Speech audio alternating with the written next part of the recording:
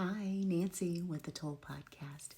Season 2, Poison Control, is out now. It's about a woman who was investigated by the FBI for 4 years for poison.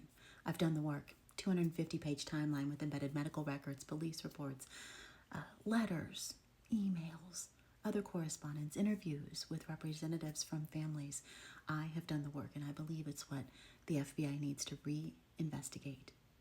Take another look. A judge at one time said cases are won every day on circumstantial evidence. He said that in this case, trying to push stuff forward. It's time. I've done the work. It's ready to go.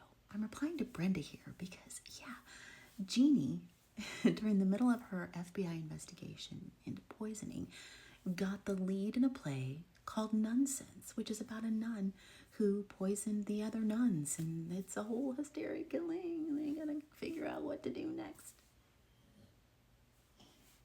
What the smokes, right? So, I want to show you this because this is what I just like. As I'm investigating, there's so many what is going on? But this sealed the deal for me. Really did. Dear Jeanette, this is October 31st, so Halloween 2014. Dear Jeanette, this is to her daughter. Since you have beautiful, wonderful, smart children, they may also be ordinary enough to have watched Monsters, Inc. when it came out. You mentioned boxes in my head. I used to have boxes, lots and lots of them that I added to frequently and that I locked tightly and attempted to throw away all keys. After seeing that movie, I've come to realize that my boxes have become more like closets, complete with monsters behind every door. There are no longer any keys, and usually I keep the doors closed now in the daytime. But on only a very few nights do the doors stay closed and the monsters stay quiet, even after all this time.